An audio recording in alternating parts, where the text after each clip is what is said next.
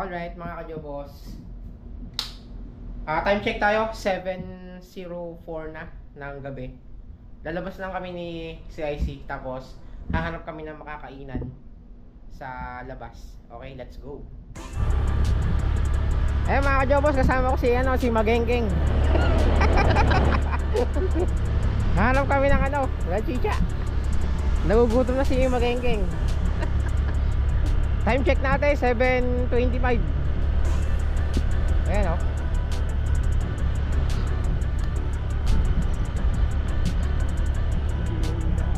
Napaka peaceful talaga dito. Grabe. So hanap tayo ng makakainan na masarap.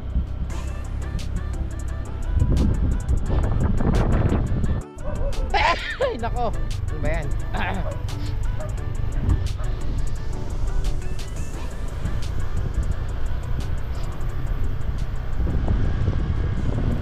Okay, simula pa lang mga kajobos sa pinag-check-in na namin na hotel sa Jelly's Heaven Resort ay nagmotor lang kami papunta sa MJ Square. So nag-waste lang kami papunta doon. At kung gusto niyo pumunta doon, pag kayo nandito sa Bantayan na Santa Fe, ay i-waste niyo lang papunta sa MJ Square at ituturo kayo ng waste papunta doon kung saan makakakain kayo ng mga murang seafoods. At syempre mga kajobos, hindi lang siya mura. So syempre fresh ang mga seafoods sa MJ Square. Dire-diretso lang tayo, no?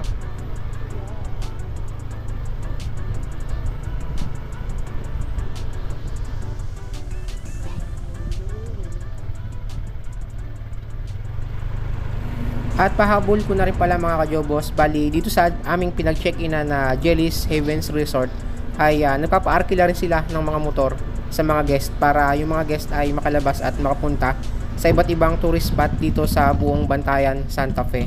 Yan. So nagre-rate siya ng 350 a day. So syempre sagot natin ang gasolina. So marami naman ditong magpapagasan dito sa island ng Santa Fe. At syempre mga kajobos, ganun na rin ay may re-recommend ako rin sa inyo itong aming pinag-check-in na Jelly's Heaven Resort. Kung madadalaw kayo rito or papasyal kayo sa Santa Fe dito sa Cebu ay highly recommended ko to na pag-check-inan nyo rin. Sobrang sulit dito, ang babait ng mga staff nila at talagang i-accommodate kayo ng husto at i-assist kayo.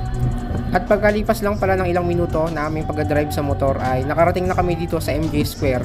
Yan, so papasok kayo dito, pupunta sa loob. Bali ang kahabaan na yan ay puro food court yan. So makakapamili kayo dyan ng iba't ibang luto ng seafoods.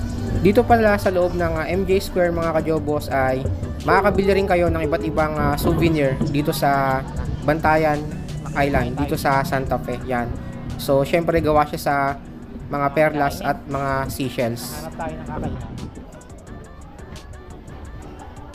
Ano gusto mo? Dito tayo. Sa kabila. Oh. Steak. Saan? Dito? Okay. Tayo sa kabila. Tayo sa kabila. Saan tayo? Dito? Ayan, bali dito pala kami kumain sa Panyang. Yan, so napaka-solid na mga pagkain dito mga kajobos. Yan, sobrang fresh na fresh at mura yung mga seafoods. Talagang hindi mabubutas ang bulsa nyo kapag dito kayo kumain. Okay mga kajobos, dito pala sa MJ Square kapag nag-order kayo ng seafoods ay maghihintay lang kayo ng 30 minutes hanggang 1 hour dahil yung mga in-order nyo ay kanila pang lulutuin ito at isuserve nila sa inyo ng freshly cooked. Okay, hindi tayo?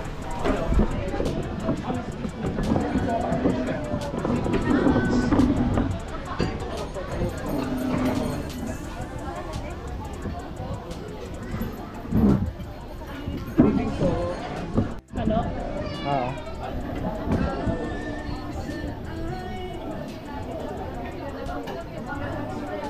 Pag pala nagpunta kayo rito mga kajobos sa Bantayan, Santa Fe, yan, dalawin nyo tong or bisitahin nyo tong MJ. Ayun mga to, mahabang food court sila. flavor lang. Bike lang. Yung sa crab, sabi ko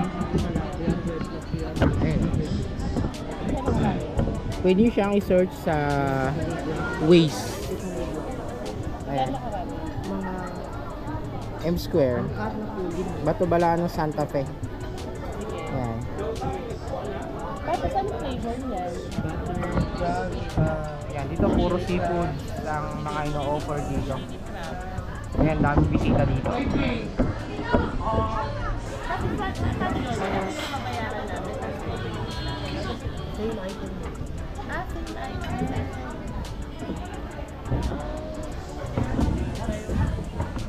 Alright mga ka-jobos, bali dito nga pala sa video na to ay naghintay kami ng halos 1 hour dahil tatlong putahe yung aming in-order, yung chicken, shrimp, and then yung crab.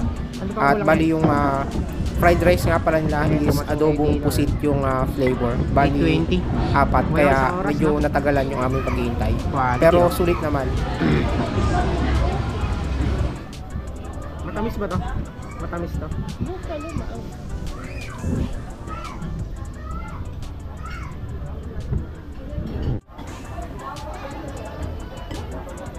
Kain tayo.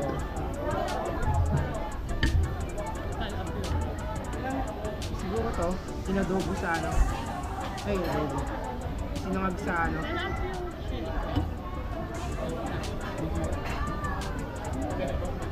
Parang yung kakayanin to, madami.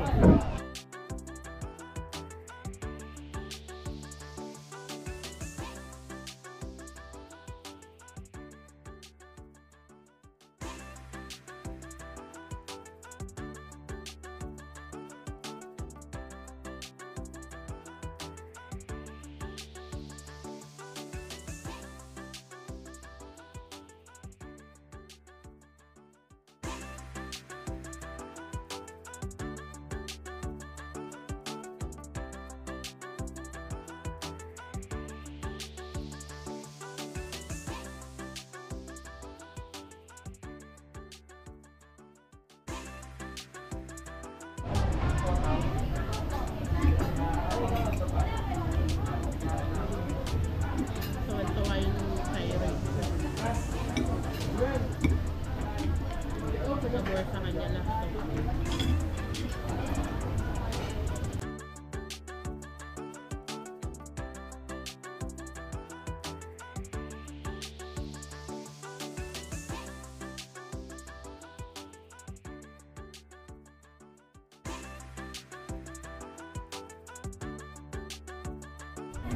At sa part na to mga ka-jobos ay natapos na kaming kumain at nagpasya na kaming bumalik sa hotel para magpahinga.